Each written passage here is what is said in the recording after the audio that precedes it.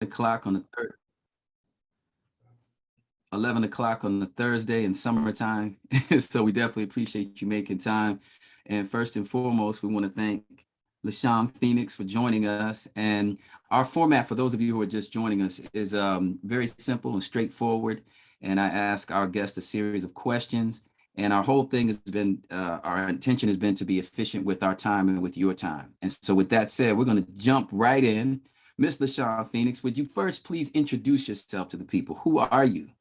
I am Shaun Phoenix Moore. I'm a poet, vocalist, culture creator, wife in the city of Detroit. I have been performing art for around 24 years and curating within the last 10 years.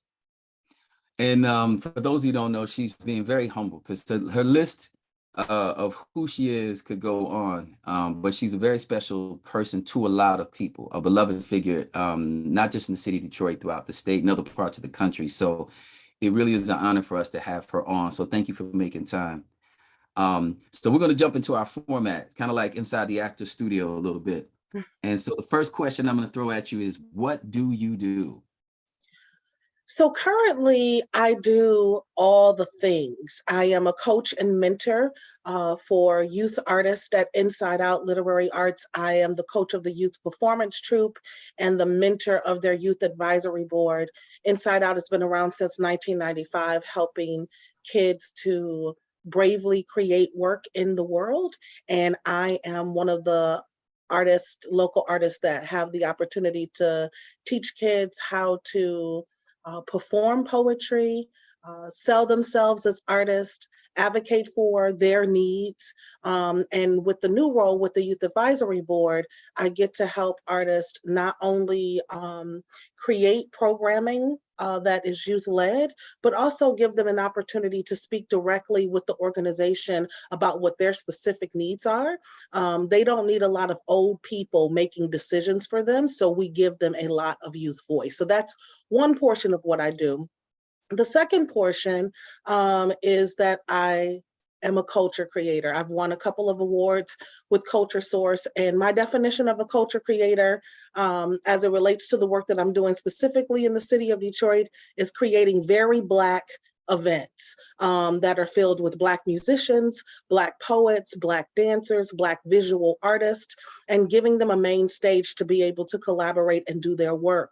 So most of that work is being done with the Detroit Symphony Orchestra. I curate quarterly events with them, and I also curate quarterly events with Michigan State University through their multicultural arts program. And then finally, in terms of my personal art, I am currently interrogating the mother wound within my own family, which is intergenerational trauma that's been handed down from mother to daughter, and how that has informed a lot of my decisions and has disrupted the lives of Black people in terms of internal silencing. And so that's kind of the work that I'm doing. I think I caught it all. And then I sing on the side, and I actually have a full-time job. So, so yeah, I'm doing all the things. I'm going to augment your humility in a minute here. So first of all, I just want to make sure, can everybody hear me clearly? And are you guys getting any feedback? Everything's good. Great. I'm very happy to see my dear friend, Cassie Poe. I have not seen Cassie Poe in person in years. Another wonderful person. Oh my goodness, this is so good to see you. And so time is standing still for you and LaShawn because nobody's aging over there. But I say I'm going to augment your humility because you used the term, you said local artist. You are a Detroit-based artist. You have not been local for a very long time because your impact has been global. And so I appreciate your humility, but I'm going to augment it. Okay, very good. I accept. Yeah. And Cassie and others will chime in. So let me ask you this. You touched a little bit on who you do it for, but are there any areas of what you mentioned that you want to drill down on in terms of who you do it for? You mentioned youth. You mentioned creating very Black spaces for Black creativity. Do you want to expound a bit on who you do, what you do for? Well, the organizations that I'm working for, is this what the question is specifically, Mike? We can lead into that if you'd like to. I think like as a whole, when I think about all of the places where I touch art, youth work, Black arts, exploring the complexities of the mother womb within my very Black family. I think that it is important for me in general to be a Renaissance artist. I think that I've been gifted with a genius that I didn't ask for, but that I lean heavily into, and that it's important for me to be a representative of what Black art can actually look like. I've come from a lineage of beautiful Black artists, the Toni Morrisons of the world, the Stevie Wonders of the world. And I think that I've adopted that richness. I want to be the pride of my ancestors. And so I think at the core of all of my work, no organization even mentioned, is that I am the pride of my ancestors and that I'm doing very Black work. And so the organizations that I've been able to partner with, like InsideOut Literary Arts, which is a champion organization for me. They can get me to cancel anything, to do anything for these babies. I mainly work with Metro Detroit students. They are a diverse group, predominantly Black, but definitely a diverse group of artists, youth artists in the Metro Detroit area. But being able to enrich the minds of young people and watch how poetry and spoken word can also translate. One of our kids is interested in going into the medical field, but has found confidence in the way that she's able to show up in spaces because of what she's done with Inside Out. Another student wants to go forward to continue their work as a spoken word artist or a teacher or a mentor. We've had people like Michael R. Jackson come through our program, who is a Pulitzer Prize winner at this point. So wanting to let youth artists know that they can be and do anything when they know how to speak up and champion for themselves, I think that's what InsideOut Literary Arts does for me, and it's my favorite organization to work for. The Detroit Symphony Orchestra, I think it's an important collaboration that I have with them, because they do a lot of things in a very Black space that are incredibly white. And I think that it's important to make sure that we make room for the people that actually live in Detroit. I know that we say that there is a new Detroit. There is not a new Detroit. Detroit is Detroit that has had some newness come into it, but Detroit is still the same Detroit, and regular Detroiters who have lived there prior to gentrification still need to be seen and heard and have themselves show up in spaces. And that's one of the reasons why I curate very Black things there. And with Michigan State University, working with their multicultural director, this is another huge university organization that has a smaller population of people of color. And it's important that artists of every kind are able to collaborate and have these sort of think tanks with each other. And I think it's very important for me to bring creativity in those spaces as well, particularly now that we are trying to tiptoe out of a pandemic that is still very much here. I think that we've been living in quite a bit of a collective grief. So I think the joy of being able to bring arts and beauty into the world is purpose-driven for me. So I want to touch on something. There's a recurring theme here. Prior to you, we just had Baba Malik Yakini. And before that, we had Dwan Dandridge, co-founder of Black Leaders Detroit. All three of you spoke about being unapologetic or unfiltered about addressing Black issues, Black creativity, Black art, bettering Black lives. And you've been unapologetic about that. And what we've touched on is that, you know, it was only recently, because of the murder of George Floyd and so much the other uproar and unrest that we saw, that we've been able to have these conversations unfiltered. People like you, Baba Malik, Dwan, have been having these conversations long before these tragedies. But Baba Malik spoke to something that was unique, and he said that addressing things in that way benefits the collective. And you just mentioned the collective. Touch on that for a second, if you can. How does that benefit the collective? Because when you say, I'm about Black people and Black art and the Black agenda or bettering Black lives, and as we saw with Black Lives Matter, people, they retreat to a corner. They get very defensive. How does the way you approach your work and who you serve the collective? So this is a very good question, Mike. If it even has to, by the way, I'm not saying it has to, because there's nothing wrong with saying I serve a specific population of people who need me. But I just wonder, from your perspective, if it serves a collective, and if so, how? I think that I think that for my work and for what I'm supposed to be doing in this particular season of my life, iteration as a Phoenix, I think my work has been and has to be very Black. One of the things that I teach my kids on my Youth Performance Troupe is that we are the experts of ourselves. We know everything that goes on inside of our bodies. We know what our thoughts are. We know what we're thinking. It does not serve me, particularly while I've been doing Black art, because I'm Black, so I can only do Black art.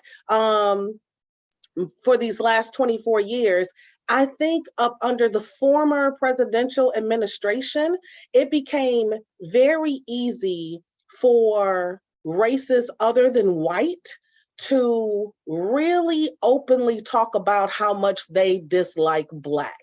And while I haven't been naive to the fact that there is racism and prejudices that exist in this world, and particularly in this country, the fabric of this country is ingrained with racism, I don't think that it was as blatant and in my face as it's been in the previous administration. And seeing a significant increase of murders, also being honest about the fact that the murdering of Black people has been happening in this country for a long time. We're just getting that information a lot faster because of social media. So information that would usually take us maybe a week or a few days to get, people are able to film this live and stream it while it's happening. So we're getting at the minute information about the killings and murderings of Black people. And while all of those things are tragic and difficult, I also believe that joy still exists, and us knowing who we are, where we come from, what we are able to do outside of the systemic racism that has held us back or that we've perceived has held us back. I believe that there is still brilliance and excellence and power and might and creativity and source energy inside of Black people. And it is my job to flip that light switch if people are walking around a particular darkness. My job is not to heal all of the Black woes of the world.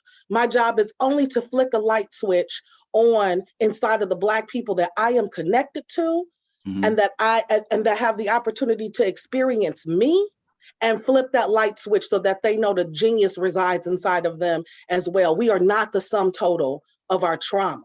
We are the sum total of the choices that we make.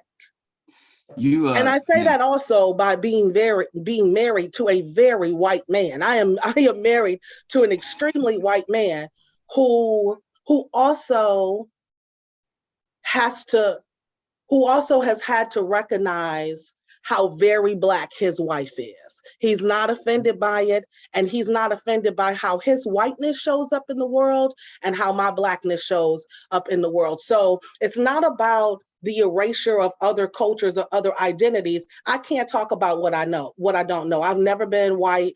I've never been Arab. I've never been a brown sister. I am Black, and my service is to my people. And then anyone else who gets to be ignited. I have a lot of white brothers and sisters, Arab brothers and sisters, Mexican and Latina brothers and sisters who are ignited by the work that I do. And that's a blessing. And I'm excited about these other cultures that have a chance to witness a spark of their own genius because of their connection. For me, that is like a side piece of glitter that has nothing to do with the work that I've been called to do, which is specifically Black. Well, and I'm glad you shared that bit of your personal life, because you live the yes and I hope I want to quote you properly here, but you said my Black expression is not about the erasure of other cultures. Correct. And so that's important, like, as we talk about yes and. One Yes, thing I want and to correct. Yes. Yeah, yes. And one thing I want to touch on also, you started early, you talked about how spoken word has helped project and propel young people into other fields. Sometimes, everybody's talking about STEM, STEM, STEM, STEM. Well, no matter what you create with STEM, you have to bring it to the marketplace. It's going to require some art. And so you talked about how spoken word has helped young people in other areas of their lives, academically and professionally. As artists, we all know we struggle to get funding and support because people don't see it as a necessity. They see it as a privilege or a luxury. If you can, just for a moment, if you can drill down on the importance, how that expression helps propel young people in other areas of their life, if they never go to an open mic or they never become a professional poet or spoken word artist. I think having the ability to be able to express yourself authentically, speak kindly and appropriately of yourself, walk into spaces with confidence, understanding your responsibility as a leader, again, as the expert of yourself. I think that these are all of the things that I personally have experienced as a spoken word poet. I've also, where there were no doors, I had to also learn how to be a door. Where there were no tables, I had to learn how to set up tables to do that. And I learned that by being in collaboration with other artists, being able to speak candidly about what it is that I wanted. So I think that having literary arts, whether people go on to be famous playwrights or they go on to be the president of the United States, I think it's very important that people walk away, that young people walk away with the confidence to be able to know how to present themselves in all spaces. I received a text message this morning from one of my sisters that is in this room right now. And she was like, I'm super excited about you coming on. I'm like, I'm so nervous. I have Mike E. He is like my person. I have no idea what he's going to ask me, but he is the crux of Black excellence that I've seen come out of this city. And Mike, you've done things in Africa. You have brought Africa back to the United States. You have been a radio personality. You've been a television personality, but I met you in the spoken word arena. And you are a living, breathing example of what that kind of and you and I have some side stories about how you've even grown as a man, how your whole mentality has changed because of the things that you've been able to experience, shaped by the work that you started as a spoken word poet. So I think that we learn confidence, we learn how to walk into our leadership, walk into our adulthood, walk into our purpose when we know how to say the things that we want to say. Yeah. Fearlessly. I appreciate the nod. You give me a little more credit than I deserve, but I'll take it coming from you. Oh, we're not doing that after you already just said something. All right. But I will say this. No, absolutely. Like going to Cafe Mahogany in Detroit, Detroit Repertory Theater woke me up out of what I would call a creative coma. And it supplemented the professional skills that I acquired going to college and my previous employment. So I live what you're talking about. And that's why I wanted you to touch on it. You've actually covered my questions without me asking them, because you've explained why you do what you do, and you've explained how you do what you do. I want to touch in on one of the whys that I know some of our friends like Cassie, I've had an opportunity to work with her and you and other artists. We talked a bit about the violence that we're subjected to from law enforcement. At the same time, we subject ourselves to a lot of violence. And a big part of that is our art. You can turn on the radio and hear Black homicide and genocide all day, every day. And there's a longer conversation as to why that's acceptable. But if you can, how much of what you do is to at least be as much of a counterbalance as you can to that ugly expression, right? Because I don't hear you murdering people in your poems.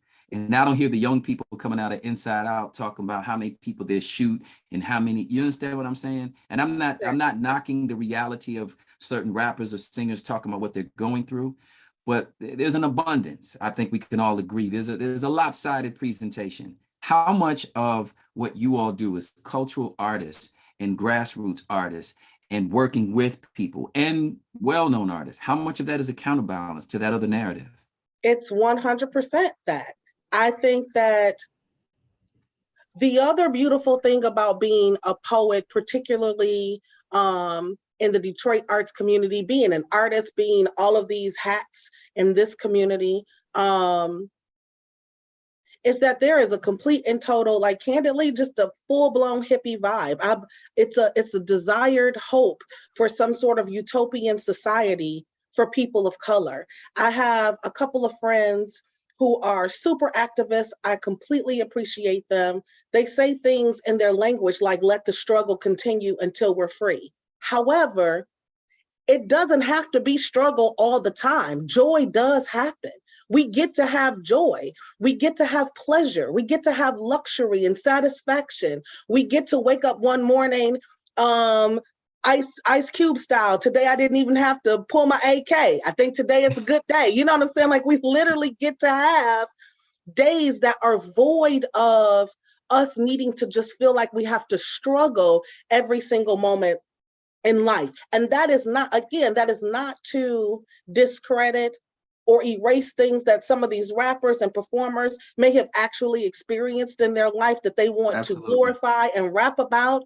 If that is the life that you want to walk, just understand that there are consequences to those choices. But for me and my house and the kind of art that I want to create, it is one that shows the jubilant, royal glory of people of color. We are royal. We are ratchet. We are hood, we are royal. And so my role in this world right now is again, pulling back to the things that I've learned through Inside Out, just language that I've learned from Inside Out. It is very important for me to flip on light switches of brilliance, to say, hey, fam, I understand that you got a whole lot going on and there's a whole lot of things going on in this world, but let's talk about what your brilliance is. Let's talk about what your next level is. Let's talk about how you can be a change maker in the world. That's what my work is. And although I appreciate the ratchet work as well. It's all work, and it's all, if it's rooted in truth. Correct. Yep. We're drawing close. We're going to have to, all of these fireside chats we've had compelling people. And I hope that this is a precursor to a larger platform that we can do and we can all get together in person. But as we're starting to wind down to our last couple questions, and then we've got some folks on here. So unlike some of our other sessions, I think we may have to extend it a few minutes so that some people can chime in. But I want to ask, what are your biggest challenges in terms of what you do? What are the biggest challenges to what you do and who you serve and how?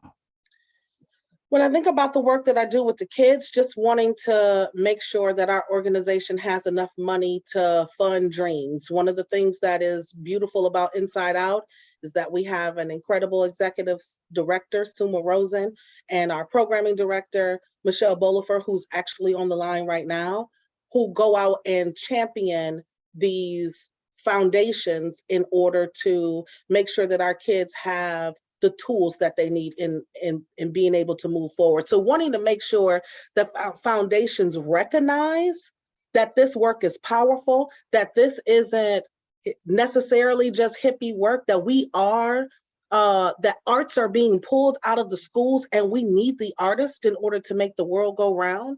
When I think about programming at the DSO and Michigan State University, wanting to make sure that they continue to market to the neighborhoods that they sit in.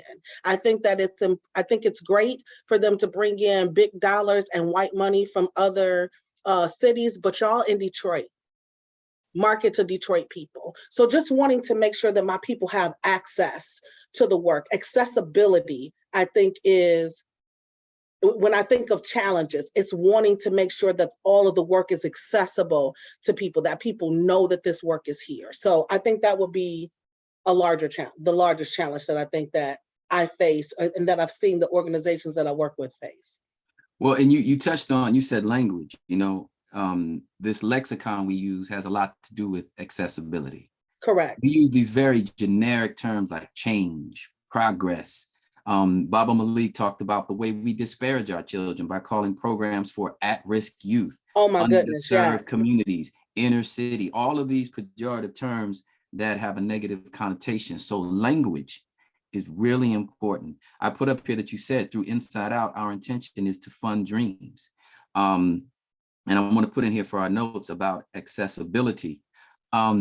Let's switch a little bit. This is kind of personal / professional. How did you arrive where you are? This is a process for you. So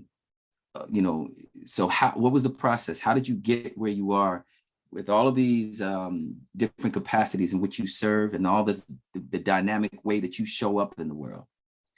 I think that I had to do the work on myself.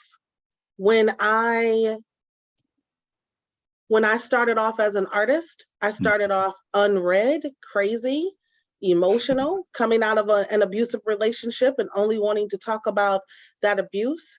And I needed to be sharpened by good iron in this community.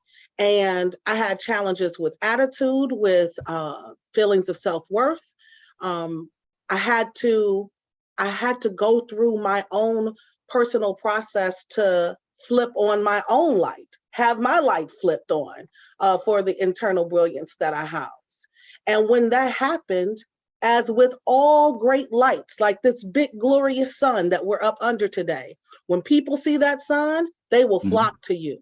Purpose will come and find you when you are truly shining brightly. So I feel like a bit of a Forrest Gump in some of the ways that I've ended up in these magnificent situations. Last year, I was on the stage with the Detroit Symphony Orchestra. The actual orchestra was backing a poem that I wrote for little kids. Never in a million years did I think that a hood girl from the D could do that, but it was also learning, Mike, how to take, and these are things that I feel like personally you showed us through Afroflow, taking the limitations off our own minds about what we were capable of doing and putting into the world. And baby, the world will come and flock to you when they see that bright light. Bugs will come.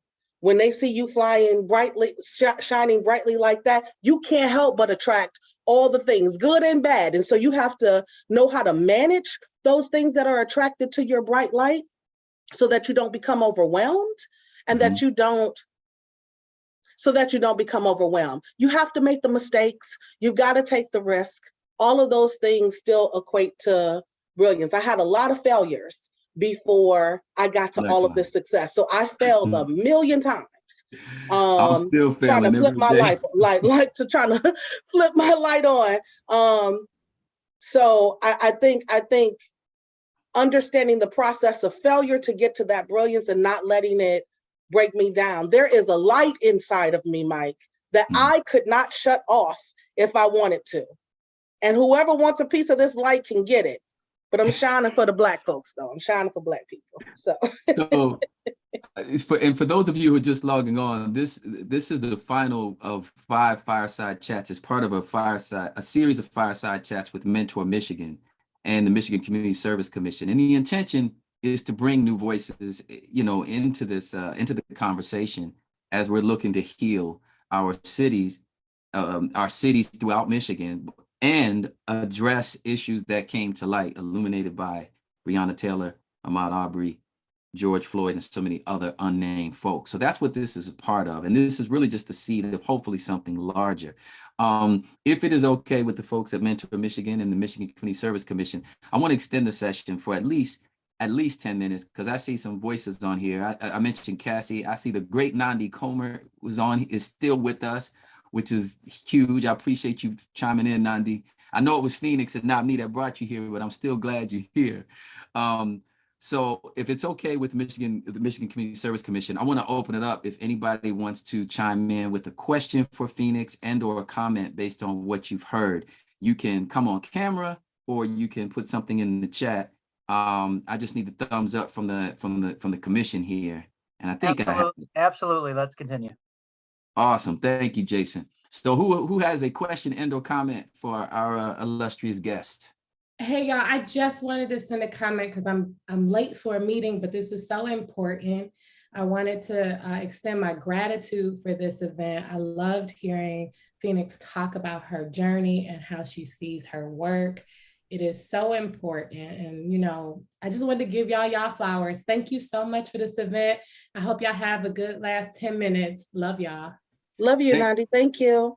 We love you too, Nandi. Thanks for chiming in. We appreciate you joining us. And anybody else wanna, who's next? Who has a question and or comment? Cassie, I know you got something to say. I'm trying to unmute myself. I knew that's what it was. Look at you, just frozen in time.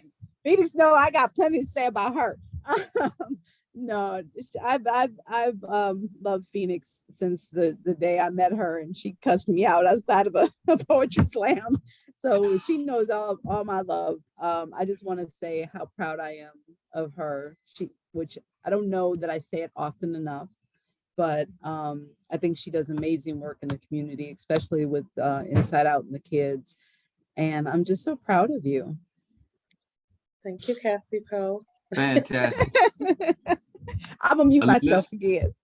Okay. And Mike, I see you know I've had a Elizabeth. crush on you for years, so I'm just gonna say. What'd you say? I said, hi. It's so good to see Cassie, you. I'm not listening to you. All right, Miss Elizabeth, I see you have your hand up. Come on in. What you have to say? Actually, if it's okay, Traci had her hand up before me. Can she go first? Oh, sure. I'm sorry. My apologies. I'm multitasking here. So if I miss somebody, my apologies. Thank you, Elizabeth. Like what everybody else said, absolutely love LaShawn. LaShawn, can you talk about the mother womb? I mean, that means so much to me, and I'm around a lot of women right now who are writing about this womb and wound.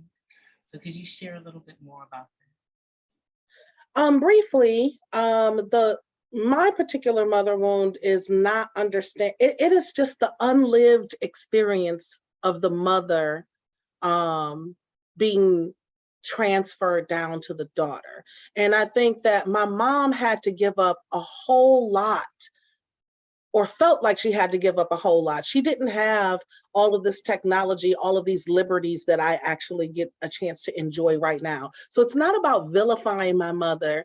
It's just about understanding what happened in her life that made her think that the only job she could have was just my mom. So I think that her conflict with not being an artist, being a vocalist, being a singer, being a writer, she was all of those things before I was born. And to see me live out that experience, I think her pride and her conflict, pride and maybe envy, are constantly at war with each other. And that's just not a civil war that I want to be in a battle with. So wanting to trace back the lineage of the women in my family who could only be mothers. My grandmother was a homeowner, but she could only be a mama. And the only time that she had to go out to work was when my grandfather was drinking a lot and she had to maintain the home. Once she started to stabilize, she stayed kind of in that mother role and told her children that if you're a mama, you can't do nothing else. And my sister, who's actually on here as well, my blood sister, Lakeisha Coleman, she's a mama she's a mama of 3 beautiful children. She's in school full time. She's a leader at her job. Like, she's just up under sea level. Like, we feel like we can do it all. And that unlived experience is difficult for my mother. So that is, and because of that, we remain in some kinds of conflicts with each other. Our relationship is there, but sort of strained. And so that's pretty much the bulk of what my work will be talking about when I put out the memoir, which will be a series of essays and poems about my experience being Vanessa's kid. Elizabeth? Hey, thank you. I just wanted to say thank you for creating this space today. LaShawn, I want to thank you for being the light that you are in this world. You bring so much goodness everywhere you go, and I just want to bring that into the atmosphere. May your work continue to be blessed. May doors be open. May the work of the people inspired by your work be blessed, and just wishing you goodness without number and goodness without end. I receive, sister. Thank you so much, Elizabeth. I appreciate you. Thank you. Mike, you're muted. Yep, sorry about that. No, thank you for sharing that. That's wonderful. You deserve your flowers. I thought I saw the hand go up and then go Yep, back it was down. Michelle and then Lakeisha. Okay. Okay, so I'll go ahead and unmute myself then. Phoenix, I just want to chime in to express the deepest gratitude for the work that you do with Inside Out, as well as all of the things you do. But I have the good luck and pleasure of having a first row seat at Inside Out to see her work with the kids, and she is nothing short of phenomenal and magical. It is a pleasure to see someone do their art with such authenticity that cannot be matched, and is such a great example for the young people that we're working with who are trying to lean into their own authenticity and find that voice. And I just feel like it's such a perfect match for her and the organization. So we are very appreciative.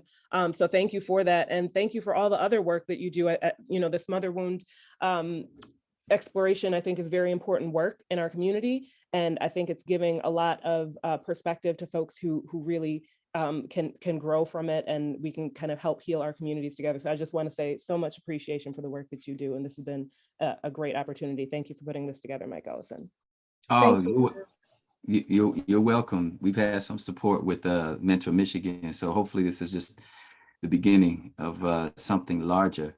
And by the way, I have to commend you, Michelle, and your colleagues. Inside Out is a fantastic organization. I've worked with talent because of Phoenix, young talent, that their professionalism from start to finish has been nothing short of amazing, on par with any adult I've ever worked with, and better in many cases. So for just being a reputable organization when you're involved in the arts is really, really important. And when you're thorough and professional and reputable and trustworthy, that actually serves all of us. So thank you and your organization for the work that you guys do. Lakeisha. Before I address Phoenix, I want to address Elizabeth, my daughter, who is as unapologetically Black as her aunt. Wanted me to let you know that she thinks that your profile is very beautiful. My eldest daughter, this is Kendall, Elizabeth. But I wanted to let Phoenix know that outside of being her blood sister and knowing her for my entire 44 years, that I am extremely proud of you. And I'm glad to see you in this particular forum to learn more about you and just hear you speak about the importance of the work that you do. But I also want to let you know that I appreciate you being a tangible hero to my babies. I mean, we're in a culture where, movies and like Mike brought up, these rappers and all these other people who kids see these material things and they want to mimic that. That's what they go after. But my kids are in a fortunate position to see their aunt doing extraordinary work, and they're so proud of you. I hear it often. My son says it almost daily, that he's so proud of you, more so than his mom, but that's a whole nother conversation. But I really appreciate your authenticity, your honesty, and how you blaze a path without apologizing. This is your truth, and you can either get on board or you can get off. But I really appreciate you being a hero to my kids, and not just a hero, but you're still Auntie Shaun, where they could go and bake cookies and eat cookie dough. But you're also the person who says, these are the things that you need to look out for in life. And these are also the things that, but the world is still open to you, and go and get it. So I just wanted to let you know that we are all very proud of you. Thank you, sister. Lakeisha, you gave us a bar there. I want to thank you for being a tangible hero. That's a bar. I'm open for interviews, no, just joking, I'm joking. Well, you know what, Phoenix and Michelle, see, look, some creativity comes out of this, but when she said that, it just hit me, tangible heroes. That may be something, a motif that we need to think about and explore together creatively with Inside Out. I wrote that one down. So thank you for that, Lakeisha. And I want to thank all of you all for chiming in and for the love that you're pouring on to Phoenix, because for those of us who are artists, you know, we're often confidently insecure and at times wisely ignorant. And people will look at someone like Phoenix and think she's got it all together. She's the picture of confidence. I could never picture her having a down moment. Why would she not have the confidence to go out there and do what she does? And I know almost every artist I know has a challenge with that. We have our low moments, we have our valleys, and we don't get these flowers. So to see you get that, Phoenix, is well-deserved. And I appreciate you all for expressing that and coming on this platform. By the way, your song, Space Between the Rain, is still among my favorites. It is an amazing song. And I still feel like that song is going to have a life of its own. So, don't, you know, I just got to say that as a fan. I want to thank all of you all for chiming in. I want to thank Jason Alexander and the Michigan Community Service Commission for not only giving us this platform, but extending our time. I'll have you know, you're the first to have us to have this long of an extended Q&A period. And I know with the people on here, it could go on longer. But a big part of this series has been about being efficient with our and other folks' time. You are the 5th and final fireside chat in our series. I could not think of a better way and a better person to end it. So our scheduling challenge worked out. So I just want to say thank you. And I hope that, you know, we can continue this. Can we put, where can people find you? What's the best place for people to find you for those who are not already familiar? I live on Facebook, LaShaun Phoenix Kotarin, also LaShaun Phoenix Moore. I'm also on Instagram, which I have a pretty active profile there as well, Detroit Phoenix. I have a Twitter account, don't really know how to use Twitter or Snapchat. So you can mainly find me on Facebook or Instagram. You can also email me. Most of the folks in this room know how to connect with me. I just want to thank you, Mike, and all of the organizations who have made this event possible for me, and to all of my friends that are in this space, Cassie, Tava, Michelle, Elizabeth, Lakeisha, Traci, Chris, Kyle, and Bryn. I don't know you, but we're friends now. So Mike, thank you so much for this opportunity. I came to answer questions. I had no idea that I was going to be moved in such a way this morning. Thank you for giving me an opportunity to share my light. You're welcome. We have a lot more work to do together. Is there a public email that you do want to shine in case there are any folks here that it's powerfulblackwoman19@gmail.com. Powerful Black Woman. That's not intentional at all, is it? It is very intentional. I am a powerful Black woman, and 9 is always itself. So it's one of the most powerful numbers in the universe. 9 always equals itself. So powerful Black woman 19 woman at gmail.com. Okay, I'll just put it up in the chat. Yep, that is absolutely correct. I got it People correct. can definitely directly connect with me. So you all have it. Thank you all very much. Everybody have a great Thursday, safe and happy, wonderful weekend. And LaShaun, we got a lot to talk about. Agreed. God bless y'all. Thank you so much. God bless everybody. Take care.